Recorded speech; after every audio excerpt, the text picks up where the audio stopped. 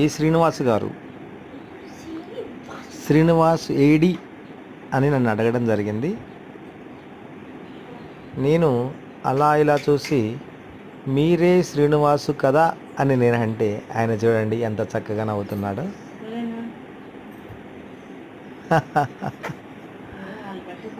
ఆయన అడిగింది ఇప్పుడు వస్తున్నాడు చూడండి, ఈ శ్రీనివాసు గురించి ఆయన అడిగిండు. ఎందుకు వచ్చాడంటే